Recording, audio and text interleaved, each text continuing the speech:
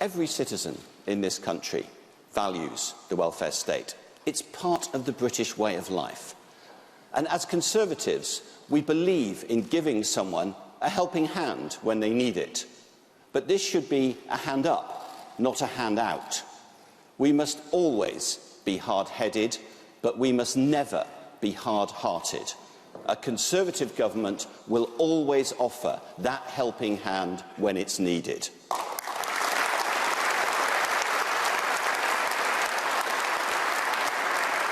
The left has always believed that you measure compassion by how much you spend. Conservatives know that the real helping hand involves giving people the chance to work, to earn, to progress and to control their own lives. When William Beveridge set out his blueprint for the welfare state in the 1940s, he was clear that it should support opportunity, incentives to work and personal responsibility.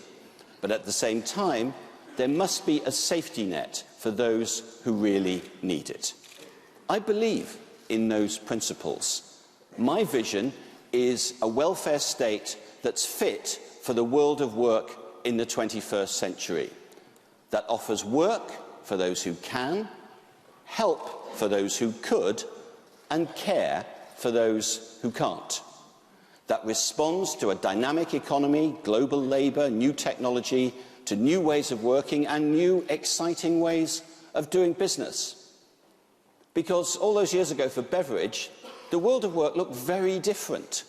It was a world where jobs were mostly done by men, almost all full-time, and often for one employer over an entire working life. All of that has changed. We've seen the decline of the old 9-to-5 and the rise of new kinds of flexible working, self-employment and entrepreneurship. There's been an explosion of tech platforms that change the way we live, but for many of us, change the way we work as well.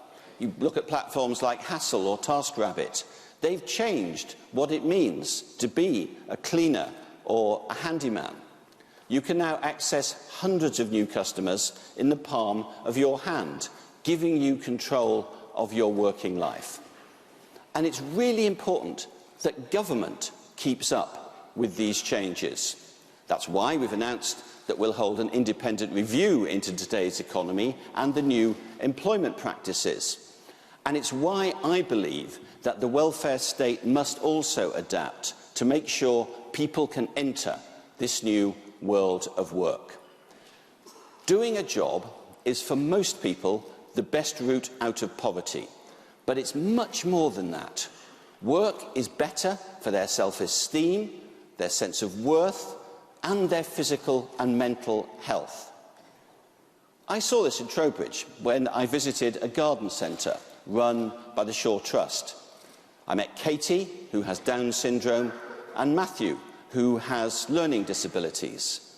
They absolutely love their jobs, serving in the cafe, tending the plants, helping customers. Projects like that, with government and charities working together, have the power to transform the lives of those who've been dealt a tough hand. We've already started this journey. We are building on the record of Ian Duncan Smith, who over 6 years poured his heart into welfare reform, as did his successor, Stephen Crabb, and we should thank both of them for the work they did.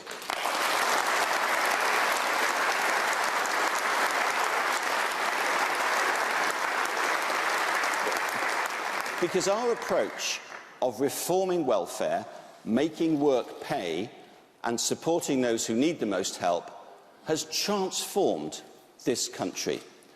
There are 2.7 million more people in work than in 2010. We have more women in work than ever before. There are fewer children growing up in households where no one works. Nearly 500,000 more disabled people are in work than 3 years ago. We should be proud of that record. Universal credit, which sits at the heart of our welfare reforms, makes sure that you will always be better off in work. We will continue to expand the numbers receiving this much simpler and more work-friendly benefit. But also our job centres are now places of true transformation. There are people who still think of them as the dole office, with queues of people waiting to get some money from the person protected behind screens at the end of a lino-clad floor. It's the scene you see in the Full Monty while they've still got all their clothes on. Anyone who thinks of job centres like that would be pleasantly surprised by visiting a job centre today. No screens, no queues, no sense of sullen despair. Instead, with universal credit, work coaches are giving individual advice to each claimant, helping them take control of their own lives. This is the sign of a welfare state that works with the new economy. But to achieve this vision, we need to spread the chances of work to new groups of people, to disabled people, to older workers, and to those who want to work for themselves.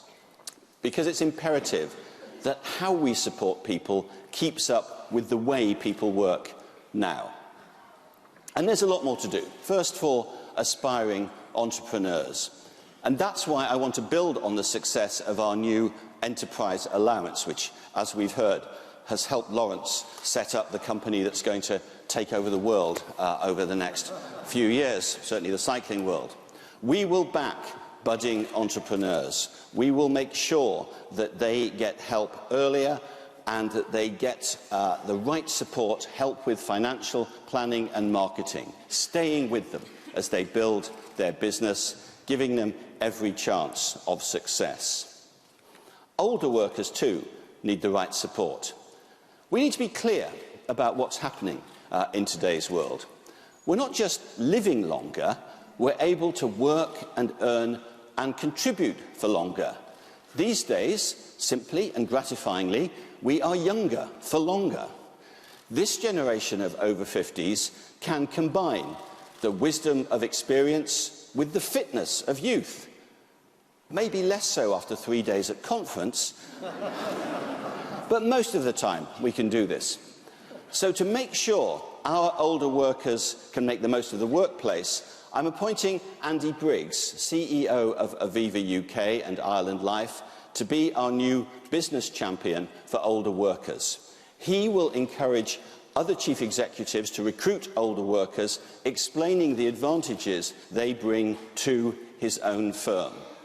As an economy and as a society, we need the talents and experiences of older workers, and I'm determined that we will exploit those talents to the full.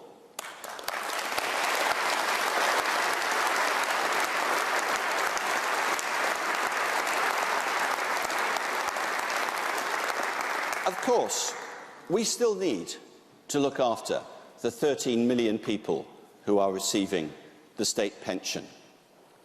And we should pause, because one of the great social advances of our era gains almost no attention.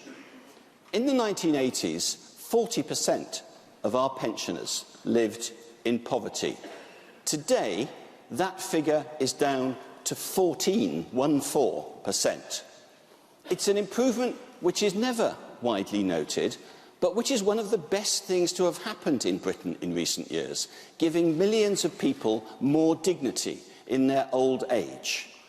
We committed in our manifesto to help older people. That means protecting pensioner benefits and uprating the state pension by the triple lock, because our parents and grandparents deserve to have a secure retirement.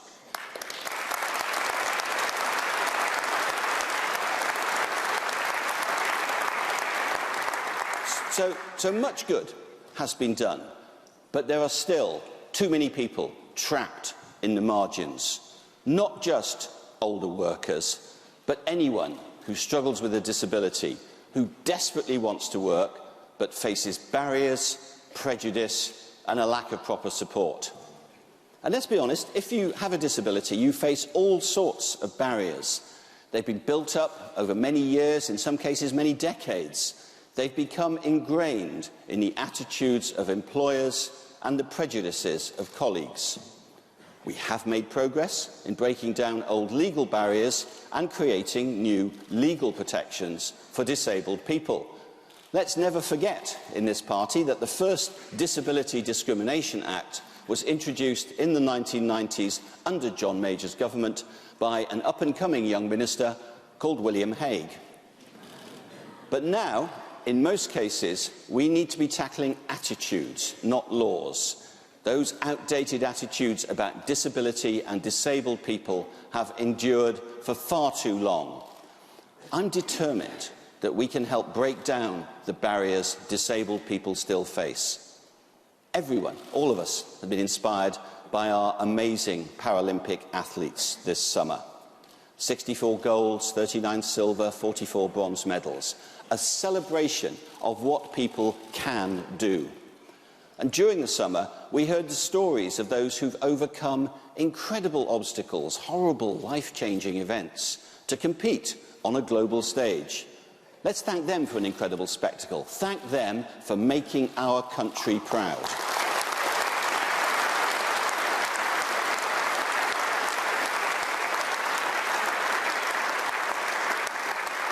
But why should we limit this kind of celebration of disabled people to once every 4 years?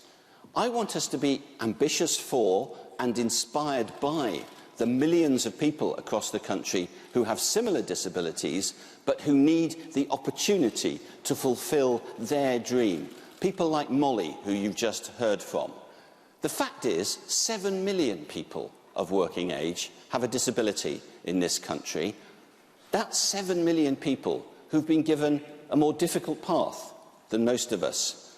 And as our Paralympic athletes prove, they are absolutely not to be written off.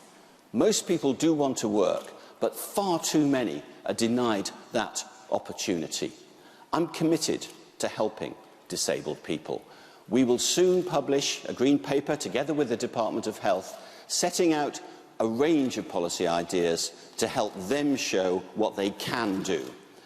And we're launching a competition for small businesses to find new, innovative ways to help anyone diagnosed with a health condition to stay in work.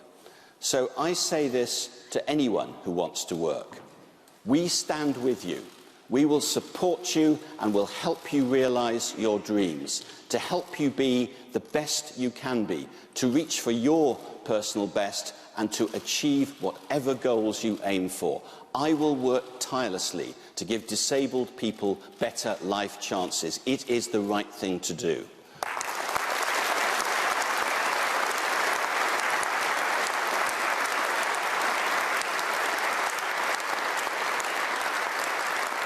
However, there will still be some who can't work, and it's our duty to support them properly. In particular, we should sweep away unnecessary stress and bureaucracy which weigh them down. If someone has a disease which can only get worse, making them turn up for repeated appointments to claim what they need is pointless bureaucratic nonsense.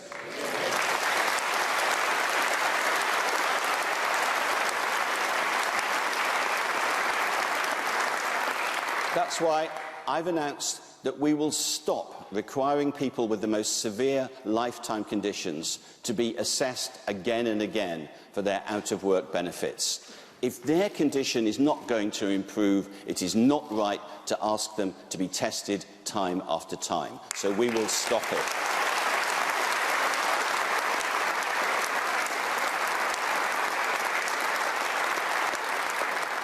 To make this a country that works for everyone, we need a welfare state that works, that helps each individual contribute what they can and receive what they need, that allows people to develop their skills in the new world of work and doesn't trap them on benefits, that gives better chances to those people who travel a more difficult road. None of this is easy. All of it is necessary if we want a society and a country we can be proud of. No Conservative government has ever backed down from a tough but important job. you would expect a government led by Theresa May to take the challenge head-on. We will do that, and with your support, we will succeed. Thank you very much.